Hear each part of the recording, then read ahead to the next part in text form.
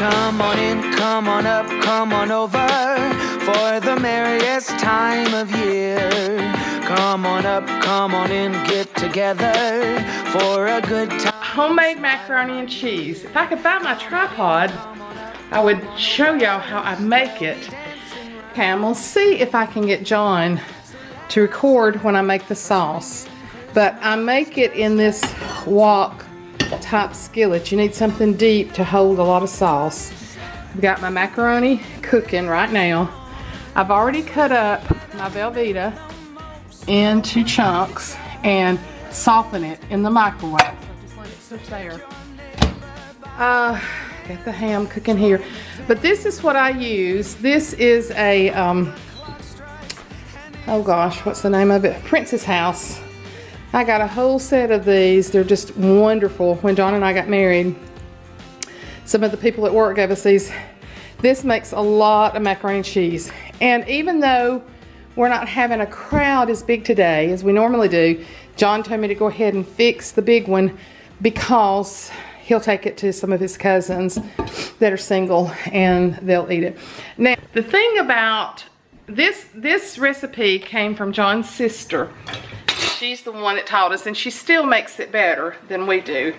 Me and my other sister-in-law swear that she's holding out on us. Look at my cute little apron, because something will definitely get on it if I don't. So, I'm just going to show you, if I can get him back in here in a minute, I'm going to show you how to make it. Jessica, my niece, made it yesterday. Her and Maddie made it for the first time, and it turned out good. And the thing is, you just have to keep working with it till you get it to your bowl and how much you want and everything. But the thing of it is to get it soupy, not watery, and not, you really don't want it the consistency that you want your macaroni and cheese, because if you do, it'll end up being too dry because the macaroni absorbs so much of it. So you want it soupy, like I told her yesterday, like cream of chicken type soup. You want it kind of that consistency. You want it thinner than you think it should be, because then when you do that and you pour it in there and it soaks it up, there'll still be a lot of liquid left to go in it. So hopefully I can get him in here in a few minutes and I'll show you how I make my sauce. We're home. Okay, we're gonna get our noodles off. They're cooked. Pour them up. Bunch of macaroni. Woo! Fog up my glasses. I should have got 2 colanders, but hello, is anybody out there? And then you're gonna pour this over here. Let it stay hot. And then I'm gonna start making my cheese sauce.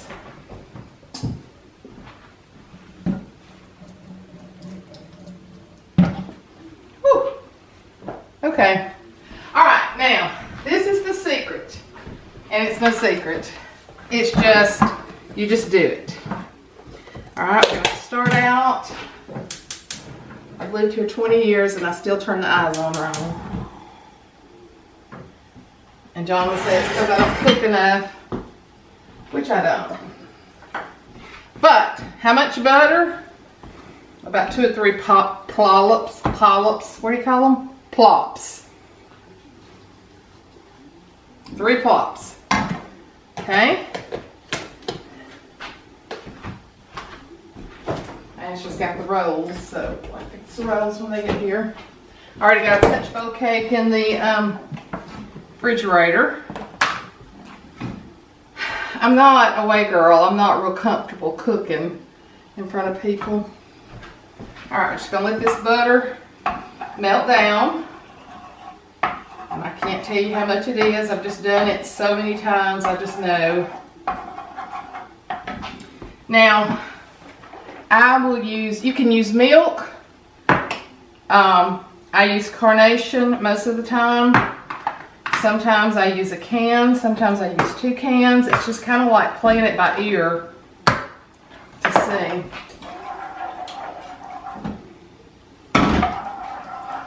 Okay, you're going to put just a little bit of flour in there. Not much at all, but it just gives it just a tiny bit of a basis I would say that ended up not even being a fourth of a cup. Not near that much, I don't think. Because I fixed it before when I put too much flour in it and it makes it too ooey gooey. So you're just going to stir that, melt in that butter. Can you see the butter? See what I'm doing? Just put a little bit of flour in there. I actually need a little bit more butter.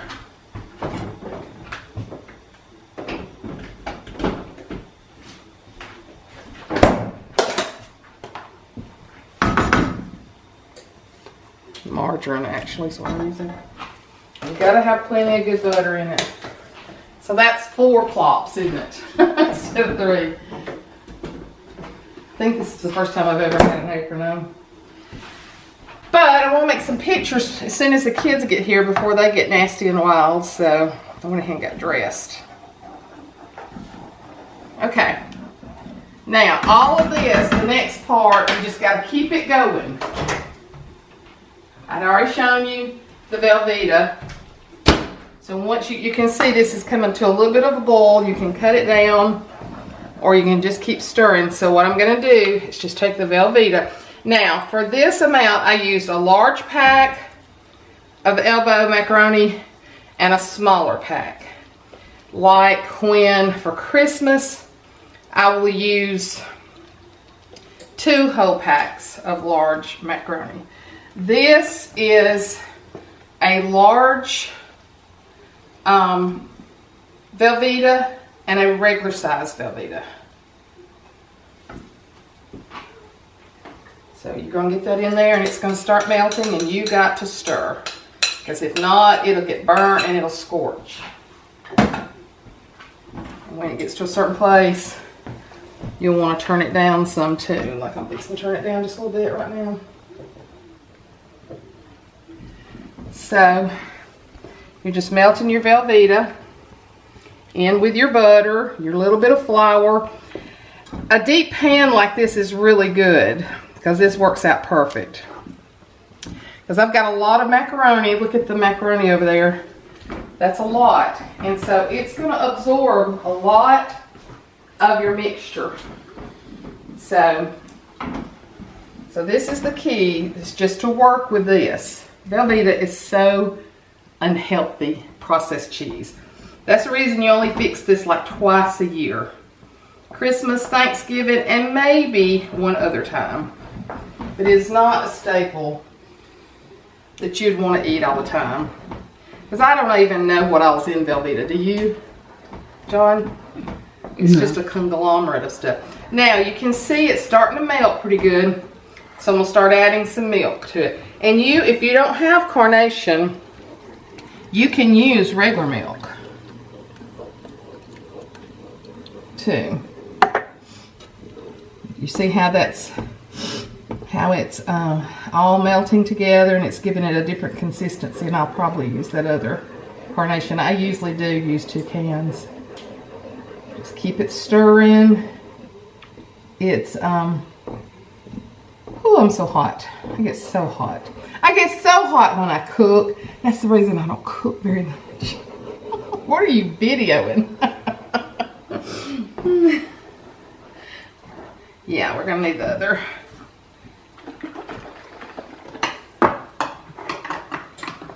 Do not use condensed milk. I think I sent John to the store one time to get the milk and he came home with condensed and I was like, that would be interesting. And then if you use 2 cans of carnation and that's still too thick, see I've got some lumps in there, I've got to get those melted out. If you use 2 cans of carnation and it's still not the texture that you want, you can just add regular milk to it. So we know that this is not the consistency of macaroni and cheese, this cheese dip, but what it is, it just soaks so much of it up. That's the trick that me and my sister-in-law had to learn. Felicia's coming today to eat. She's still coming, isn't she? As far as I know. Okay. Felicia can still make it better than us. We swear that she's holding out on us for something, but she still makes the best. And she bakes hers. I don't like to bake mine. I like mine ooey gooey. But you see how you have to stay with it? And the reason I don't melt it a whole lot in the microwave, it's like I told you, it's almost soupy, not watery. The reason I don't melt it more in the microwave is because it will burn. The edges of it will start burning in the microwave. And this is the reason you stir continuously, is to keep it from burning too, of course. Y'all know that. Y'all are seasoned cooks. I don't enjoy cooking. I wished I did, but I don't. I don't mind doing laundry. I don't mind doing a lot of things, but I just don't enjoy cooking. Now John can grill. I could eat something grilled every night. I love grilled food. But he and I both have got to start eating healthier. We've been slacking. It's getting there. See? Sure, and get all the lumps out of it. That is a good consistency right there. Scrape around the bottom, make sure, because it will stick. I think I've got a little place to stick it a little bit.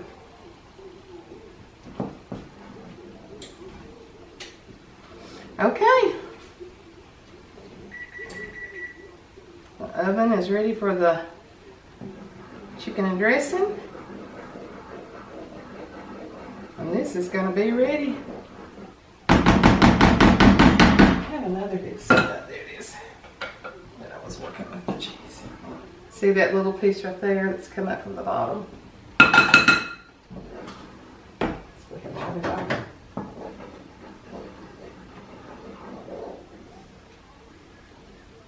Okay, here we go. This is the hard part for me because it's so heavy. To be so careful. But you can see it's very watery. Just pour it in there and mix it up. I might have a little bit left over because I didn't fix quite as much macaroni. But then again, but you see it's soupy.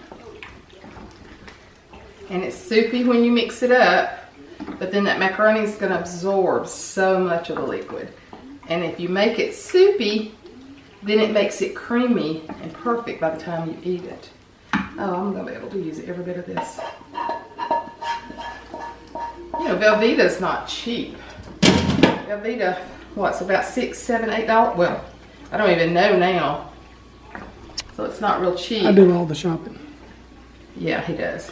$7.98 a block. And that's going up. I think it was $6.98 last year.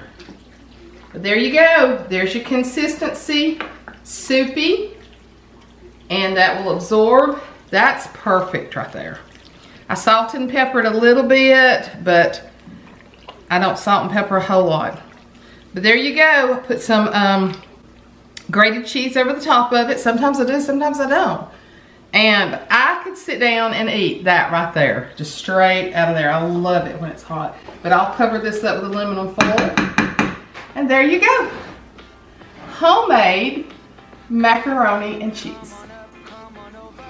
All it needs is a jar of jalapenos dropped in there now. Jalapenos? Yep. Why jalapenos? Jalapeno mac and cheese. My buddy Josh made some. It was off the chain. I don't do jalapenos. It needs a good bit of salt. I think the salt is out. Oh my, yeah, it is. And I don't pepper it. I like a lot of pepper. But my kids don't. My little ones don't. Okay, we gotta fill up the salt. That's some good macaroni and cheese right there. That will preach. You want shredded cheese on the top of it, John? I'm good. You're good? This is the way I like it, just like this.